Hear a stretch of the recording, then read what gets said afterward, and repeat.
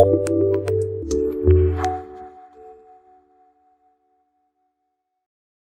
everybody, Mr. Dino023 here, and with a new episode of the Speedruns News Network, and man, we have a lot to talk about. So this time around it's gonna be a Tuesday upload, but starting next week we're gonna go back to our usual Monday schedule. So with that being said, let's go ahead and cover the news because there's a lot we have to talk about. First of all, let me tell you, thank you so much for all the support in the research of the top 50 world records that were broken in 2019. I've already gathered a lot of information thanks to the whole community. The response was amazing. And I've set up a poll. If you want to cast your vote for the video series about the top 50 world records that were broken in 2019, make sure to check the links down in the description below to cast your vote for those runs that you think deserve to be in that spotlight. With that being said, let's move on and let's talk about the Sava Cup. So Sava Cup was this any percent tournament organized by Sabotage, the developers for the game The Messenger that came out last year. And this is huge. This is very huge because more and more companies are getting involved about the speedrunning on their games. We have seen that in games such as Celeste. We have seen that to some extent with Cuphead. We have seen that with The Messenger a lot. And with other indie games such as Eagle Island. And this is very important because I think this is one step towards maybe legitimizing a little bit more speedruns kind of as esports. I don't know, I know that not everybody's here to try to do this esports type of thing about speedrunning, and that was not the main thing why speedruns were born, but it's official to say it with a lot of tournaments and a lot more common place to be in regards of speedrunning, with more and more new talent coming up. It's just a matter of time, I guess, where this starts becoming kind of like a esports regular type of thing, such as what GSA League is also doing, what GG Speedruns is doing. And this time around it's a developer of their own game. The Sava Cup was a tournament organized by them, by the developers, for the any percent category of The Messenger. It was open for everybody to participate in, and the finals took place this last weekend between Tusi Plus and Kasayev.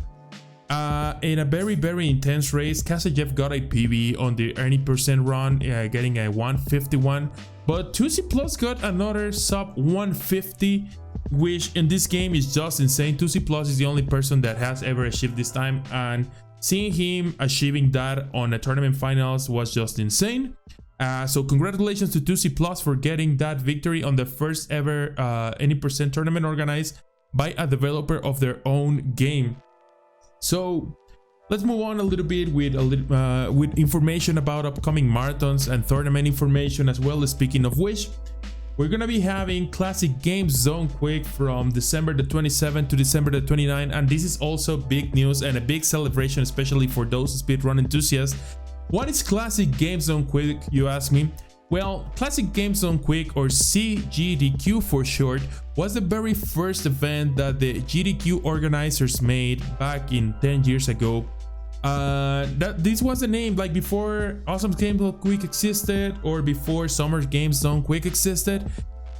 There was Classic Games Zone Quick, and what they're gonna be trying to do right now is to recreate the schedule and the games that were played back 10 years ago. There's not a lot of information about what's going on with this event just yet. Even if you access the Games Zone Quick website, there's not a lot of information. Just a single tweet stating the dates and stating that they want to recreate the same games that were played back in the day. I know for a fact that they're gonna be trying to contact runners that were back then, or current active members of games that were run back in the day. So don't miss that out. It's gonna be kind of like a pre-Awesome Games Zone Quick, because it's gonna be taking place a week before, from December the 27th to December the 29th. It's gonna be an online marathon, so check it out. Now we have GG Speedruns upcoming tournaments. We know that GG Speedruns been organizing a couple tournaments so far, with Castlevania 1 and TMNT Race Edition already finalized.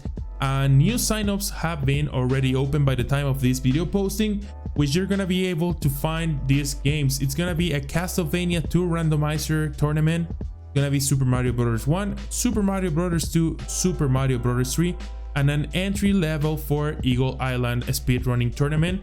Now these tournaments are open for everybody. They include like a minor cash prize for every single tournament, which the cash prize can also be increased by the community, by community funding.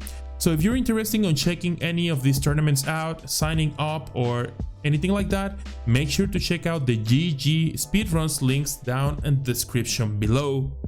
And with more news in regards of competitive speedrunning or other communities, organization things, there is Global Speedruns Association, which put up an amazing event called the GSA Legends this past weekend in collaboration with Beyond the Summit, in which we saw a lot of top runner talents.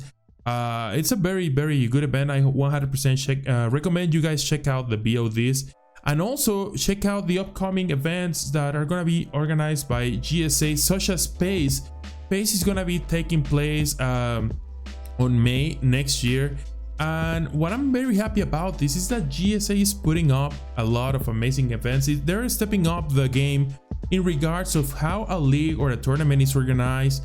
Also, the prizes that are giving to the people participating on this, mostly doing like invitational tournament with just top of the top talent. And if you want to see like the best in quality in regards of gameplay of speedruns, I 100% advise you guys go ahead and check out GSA or Global Speedruns Association. There's been another major change that was announced this week. It was from the 1545 team. For those of you that don't know, the 1545, I'm sorry, was a race organized every single year. I expect this race to keep happening, and it was pretty much like a marathon of 100% games that included all the Mario 3D series, the Crash Bandicoot series, Spyro series, and the Rareware trifecta from the N64, which was Banjo-Kazooie, Banjo-Tooie, and Donkey Kong 64. It was an event in which a lot of teams were formed with a lot of runners that could run these individual games to 100%, and it was a non-stop from start to finish called the 1545 race. The reason why this was called the 1545 race is because the amount of 100% among all these games end up adding a total of 1545.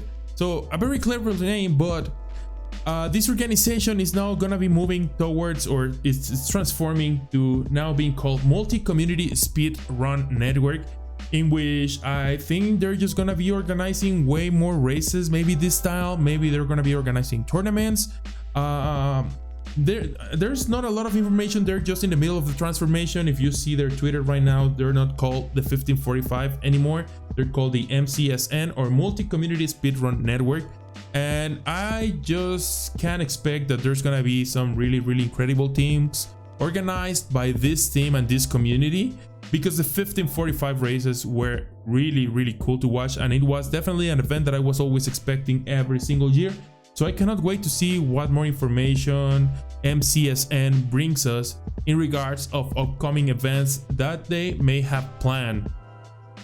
Alright, so now last but not least, I wanted to leave this topic for the very last because a major breakthrough happened in The Legend of Zelda, specifically, oh well, this kind of affected both games, Ocarina of Time and Majora's Mask, but in Majora's Mask there was a major breakthrough that was found that it's comparable to what the barrier escape was for the Wind Waker in GameCube, for example, that was also discovered this year, if my memory doesn't fail me. But yeah, so there was a trick called the Stale Reference Manipulator, and to put it in very simple words, I 100% advise you guys check out Exodus 122, which explains it to more deeper level. But in very simple words, I see it like kind of like reprogramming the game on the go, similar to what like Mario World, for example, did to be able to do the credit warps all on the very first stage of the game. And what this does, it helps players, or it helped players to discover a way to travel all the way to the moon without doing like almost all the game. You just gotta do like very minor stuff, and this teleport is huge. This is like something that people on the Majora's Mask community has been searching for long time, and there was a method before that involved like 10 minutes of playing the ocarina to like open the debug menu, and that way you would like get the items that you needed to be able to go all the way to the moon. But this time around, because you're like reprogramming the game, you can get these items in a different way. Like you, like, again, very simple words, and if you want to get more information about this, definitely check out Exodus. But you can do like program the item that you want to get from like individual chests. So this way, with this method, you are getting everything necessary to just go straight to the end, to the moon of the game. And this has done like the speedrunning of this game in the past like week and a half to be just insane. We're gonna be seeing a lot of world records of this game in the next few weeks. I 100% guarantee you that we're gonna be seeing the world record being changed back and forth with different people. Like these days are very exciting days to be watching Majora's Mask. And right now, I guess the race is who's gonna be the first one to defeat Majora's Mask in under 30 minutes. I definitely think that's 100% feasible and possible now. So the question is, who's gonna be the first person to defeat the game in under half an hour with this new trick and this new manipulation and this new skip that was discovered? I guess we're gonna find out that probably before 2019 is over. We'll see. Alright guys, so that's pretty much it for tonight's news or today's news or afternoon news, whatever the time you're watching this video at. Again, make sure to check out the links in the description below about all the information that we spoke up today. Remember to vote for your favorite top 50 world records that were broken this year. And with that being said, this is Mr. Dino023 and I'll see you on the next mission. Have a good one.